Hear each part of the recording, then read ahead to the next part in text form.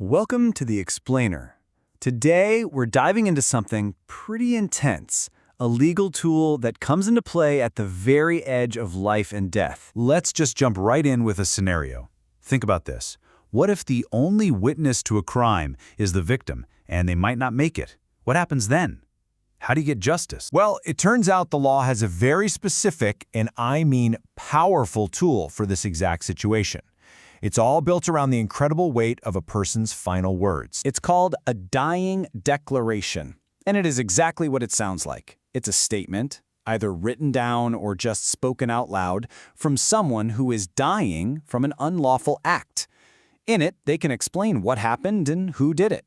You can think of it as a direct line to the truth, right from the source. Now, the whole reason this even works legally is based on this really old, really powerful human belief that a person who knows they're about to die isn't going to lie. Why would they? This idea is so fundamental that, get this, no oath is required. You don't have to swear to tell the truth, because it's just assumed. But as you can imagine, because these words carry so much weight in court, you can't just, scribble them down on a napkin. The process for capturing them is meticulous. It has to be. So who gets to take down this statement? Well, ideally, it's an executive magistrate. But let's be real. In an emergency, that's not always possible. So a doctor can do it, and if things are really dire, it could be a village headman, a police officer, heck, it could be any other person who's there. But, and this is a huge but, who writes it down really matters. See, a declaration taken by a magistrate, that's the gold standard. It carries the most weight in court. A doctor is next best, but as you go down that list, the value of that evidence starts to drop. It becomes easier to challenge. Okay, so the process itself is basically a 5-step procedure designed to make sure everything is absolutely accurate. Step 1, and this is non-negotiable, a doctor has to certify that the person is conscious and thinking clearly. Then, you've got to record their exact words, no paraphrasing.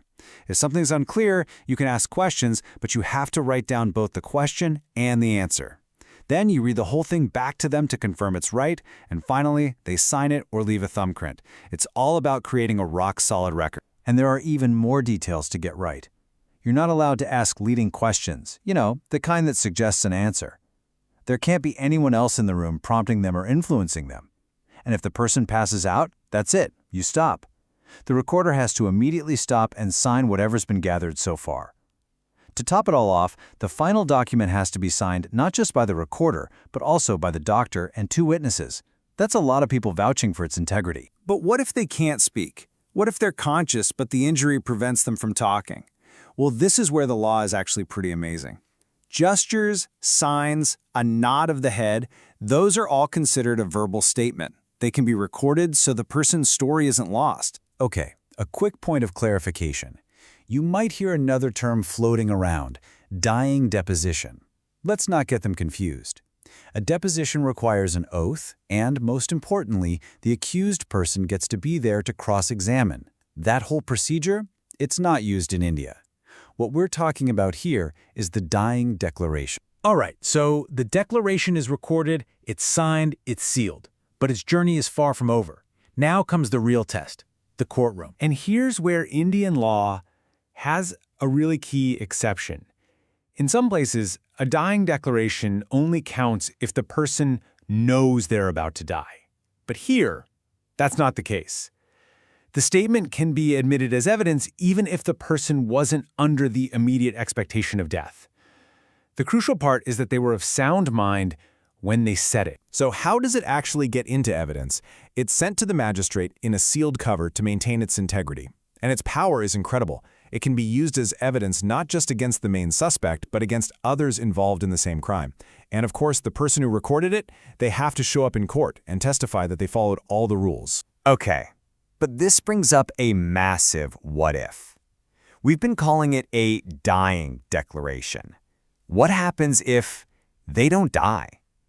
What if, against all odds, the person survives? Right, so if the person pulls through, it's no longer technically a dying declaration.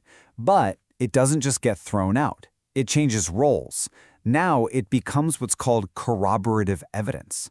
It's used to back up what the victim, who is now a living witness, says on the stand in court. To really get why the dying declaration is so special, let's put it side by side with the most common type of evidence there is. Just a witness talking. In legal terms, this is called oral evidence. Pretty straightforward, right? It's any statement a witness is allowed to make in court about what they know. But there's a golden rule here.